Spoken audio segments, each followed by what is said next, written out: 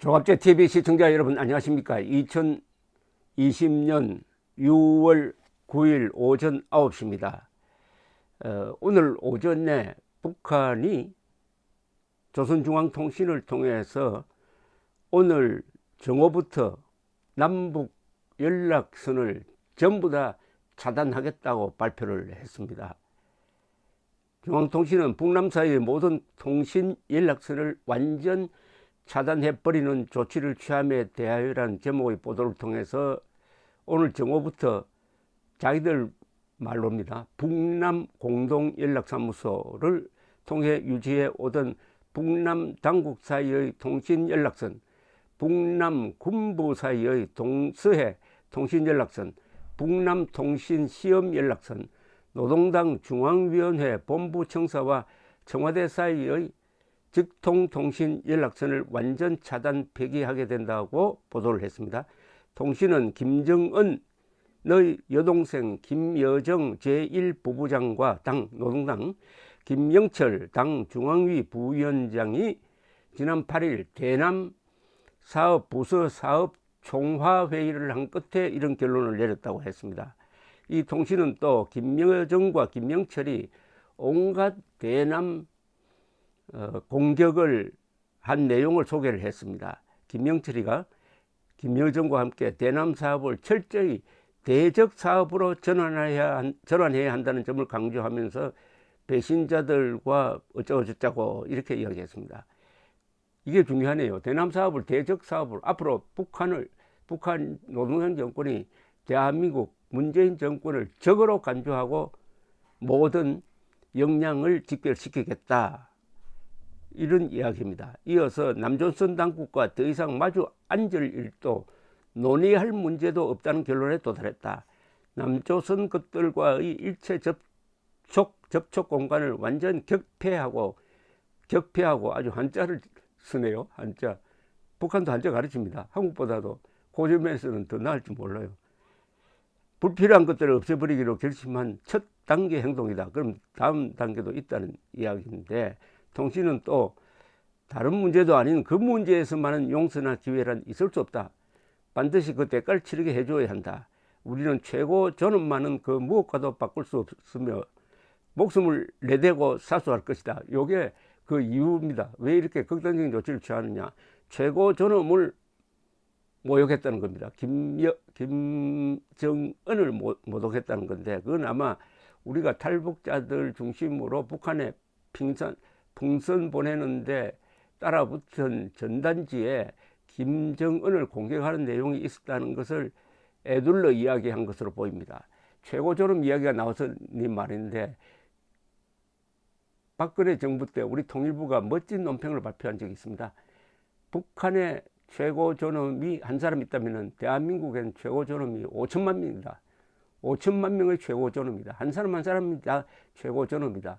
탈북자들도 최고존엄이다. 그러니까 우리가 탈북자들 막을 수 없다. 뭐 이런 취지로 쓰일 수 있는 아주 명언을 한 적이 있습니다. 그런데 지금 문재인 정권은 탈북자들이 풍선 보내는 것을 군대를 동원해서라도 막겠다. 그러니까 탈북자들을 적으로 보고 이렇게 욕을 해대는 김정은, 김여정을 상전으로 보는 이런 태도를 취하고 있습니다.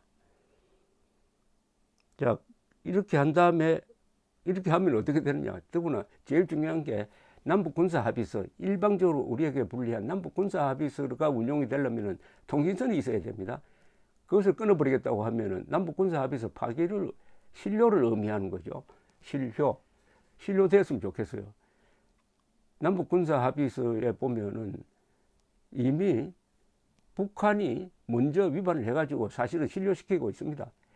그 김정은이가 해안포 사격 훈련을 지시했는데 서해에서 이건 명백히 법 위반입니다. 그리고 계속 미사일을 쏘고 있고 오히려 우리가 원하는 바를 해줄지 모릅니다.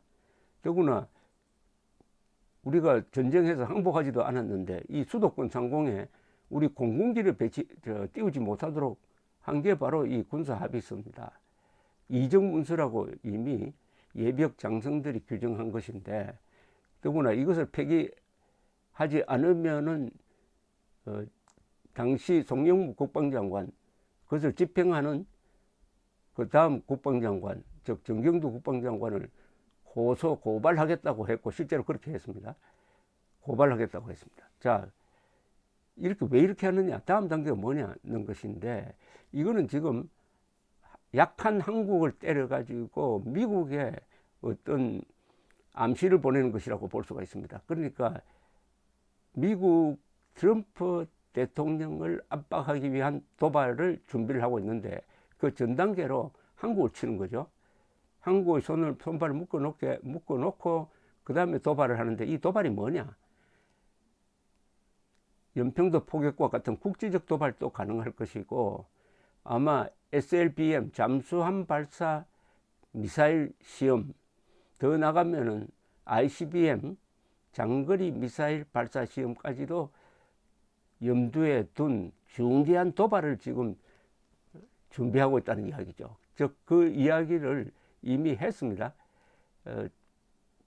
당 회의를 통해서 핵 억제력을 강화한다 하는 것을 전략적 목표로 정하겠다고 했습니다. 그게 거꾸로 해석하면 됩니다.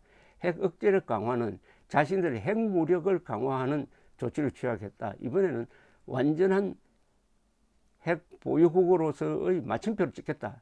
그것은 ICBM을 발사 시험을 하는데, 거기에 탄두 모형을 붙여가지고 대기권에 재진입하는 기술도 우리가 성공했다. 이게 이제 마침표를 찍는 건데, 거기까지 갈 경우에는 미국이 군사적으로 북한을 공격할 가능성도 있다. 그것까지 대비해가지고 한국이 미국과 협조하지 못하도록 미리 쐐기를 박아놓기 위한 전단계 조치로 파악이 됩니다.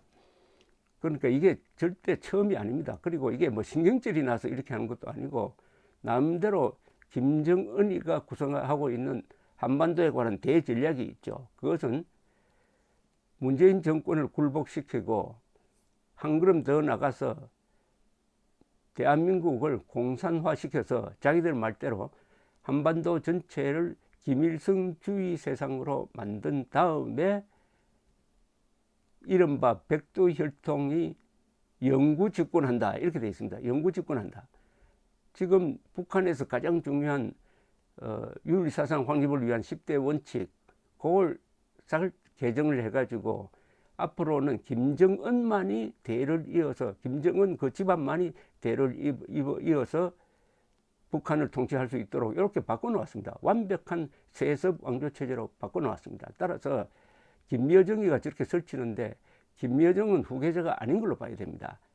김여정은 후계를 관리하는 사람인데, 일종의 대모 역할을 하는데, 바로 다음 정권은 김정은의 11살짜리 아들로 넘어가게 되어 있습니다. 그런 일종의 대전략의 핵심은 의외로 허술하죠. 그건 뭐냐, 우리 집안이 다 해먹겠다. 그러니까 김정은이가 뭐라고 포장을 하든 극도의 이기주의입니다. 김정은 집안의 영구 집권을 위해서 그 포장으로서 한반도 공산화도 하나의 수단입니다. 그 궁극적인 목표로 가는 수단이고, 그러다가 보니까 미사일 핵도 개발해야 되고, 가장 이 지구상에서 가장 추악한 인간형은 뭐겠습니까? 자기밖에 모르는 사람이죠.